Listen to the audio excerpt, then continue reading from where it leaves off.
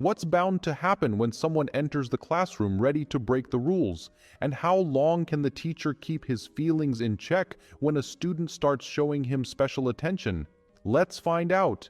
At the beginning of the film, we meet a middle-aged schoolteacher named Joseph Svenden. In his childhood, he had an injury, which left him limping and walking with a cane. He lived on a farm with his elderly mother and took care of the usual household chores. When he arrives at school, he tells his students that the school may close soon. At this moment, a new 18-year-old student named Catherine Wheeler enters the class. Who might you be?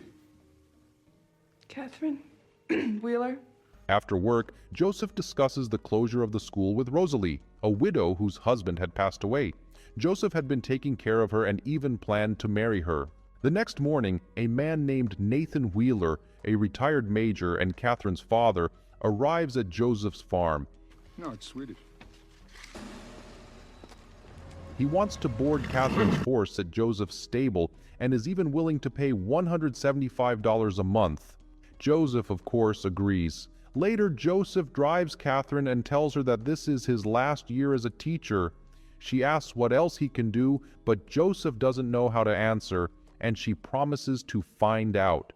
It is at this moment that she starts having inappropriate thoughts. Later that day, Dr. Evans visits Joseph's mother to bring her medicine. He confides in Joseph that her condition will only get worse and that she has only a few months to live. It would be better for her to stay in the hospital. The next day, after work, Joseph goes to the stable and finds Catherine waiting for him silently in the loft. You knew I was here. You're right. He joins her there, where she hints at her feelings, attempting to catch his attention with a subtle gesture. Joseph immediately walks away, wanting to stay true to his principles. However, after some reflection, he realizes his life has become monotonous, and perhaps adding a bit of excitement wouldn't hurt. He returns, and he and Catherine share a special moment of closeness.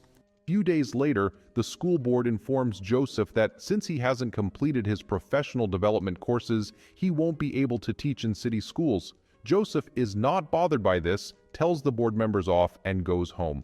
Later, Dr. Evans visits Joseph and tells him that Major Wheeler, who also loves hunting, spotted a coyote in the area. Evans decides to gift Joseph his hunting rifle as he is too old to hunt. During one of his lessons, Joseph assigns his students to write essays. Catherine uses this opportunity to write that she wants to meet him, as she has something important to tell him. Later, while driving, Joseph gets angry at Catherine for leaving such an open note, fearing that someone might find out about their relationship. At first, he thought she might be pregnant, but Catherine denies it. I'm not in the mood. Don't. Eventually, she jokes that she is pregnant, which shocks Joseph. He doesn't know how to handle the situation or explain it to others, but fortunately for him, it was just a joke. Catherine isn't pregnant. One morning, Catherine gives Joseph a bottle of 20-year-old bourbon as a gift. He accepts it and asks about her mother.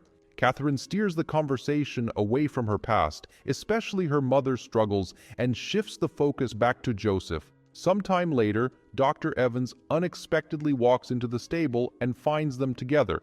Afterward, Joseph and Evans meet at a cafe. Evans is shocked by what he saw and asks how long it's been going on.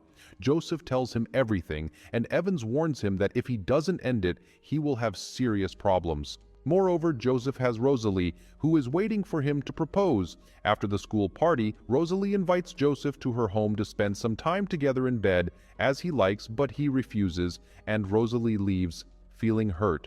When Joseph returns home, his mother mentions that she knows about his relationship with young Catherine and asks how long it will continue. Joseph is lucky once again, as he avoids answering when his mother starts feeling unwell. After his mother's words, Joseph finally reflects on what he's done, and gathering himself, he goes to Rosalee to apologize. He explains that the last time he refused her was because his mother needed help. However, Rosalee suspects that this isn't true. Joseph then justifies himself, saying that people his age go through changes and realize that they haven't done what they truly wanted. He shares his dream of visiting a quiet ocean shore away from everyone where he can relax and fish peacefully. Finally, he admits that he wishes, just once, to share a tender moment with her in the daylight. Rosalee apologizes for disappointing him, but after giving it some thought, she gives in to her feelings and fulfills Joseph's wish. Later, Joseph's mother dies, and after the funeral, while Rosalee is going through the condolence cards, she finds a note from Catherine. Upon reading it, she realizes that Joseph has been unfaithful. She goes outside and accuses Joseph of cheating.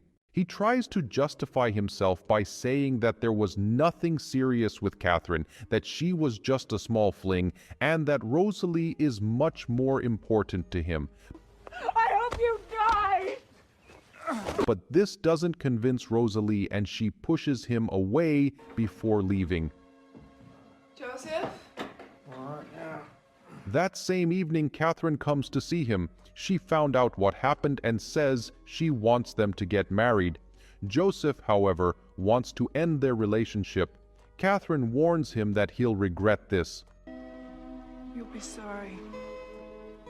The next day, Joseph learns that Nathan, Catherine's father, knows everything and won't let it go easily. That evening, Joseph takes the hunting rifle that was gifted to him and waits for Nathan to show up. When Nathan arrives with his wife, he just wants to talk. He asks Joseph if he plans to marry Catherine, but Joseph replies that he doubts he's her type.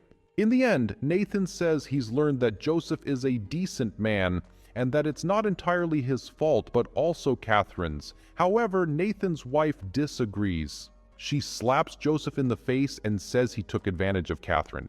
Nathan doesn't want to make a big deal out of the situation and suggests they part ways peacefully.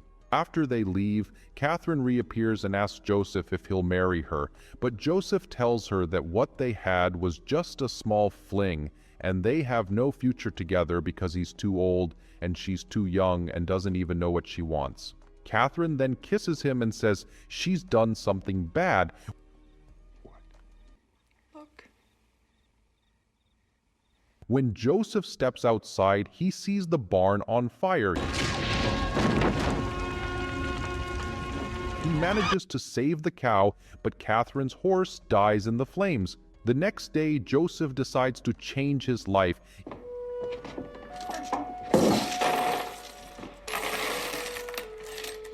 He reconciles with Rosalee, telling her that he loves only her and she forgives him.